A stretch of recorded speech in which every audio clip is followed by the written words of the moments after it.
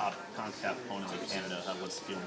Yeah, I think we're all really excited. It's obviously going to be a battle. We have a ton of respect for Canada. I feel like it's always just such a great matchup, and to do it so close to the fourth and to do it in a city that means so much to our country, obviously our nation's capital, like you said, I think is just a really special occasion, and one that I think for a younger, newer team is going to be really formative and exciting. So it's going to be a great match. And playing here at Audi Field, I mean, DC has a really strong women's soccer Yeah. presence. The Spirit are one of the top teams in the league.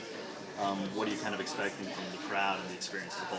Oh my gosh, playing here is always so fun, especially when they're rooting for you. Obviously, in the league, it's a little bit different, but yeah, we're expecting Audi to show out. I think we're close to a sold-out crowd, so I think it's going to be an electric night. Obviously, our supporters are like our 12th man. I think they're just so encouraging, and their passion and excitement for the game is something that really keeps us going through the 90 minutes. So I'm really excited to play here again.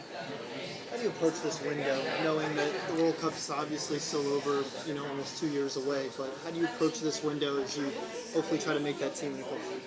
Yeah, I mean, every opportunity we have to be together as a team is preparation for that exact moment. I was actually talking with Emma this morning about how, like, you can't just turn on preparing for a World Cup or an Olympics. It's something you have to do consistently over time, and I think that's exactly what we're doing in this window, taking care of, the first two games and hopefully closing camp with a great win tomorrow. But yeah, preparation for something like a World Cup doesn't just happen in a year or overnight. It's something you have to continuously prepare for your whole life, some would say. So for us, it's just all about taking steps and growing together as a group during this window, and I think we're really doing that, and it's exciting to witness. It's Canada tomorrow, just the extra rivalry behind that. I know it's technically a friendly, but how do you approach taking on a rival like that? Yeah, it's never a friendly, It's always like a final.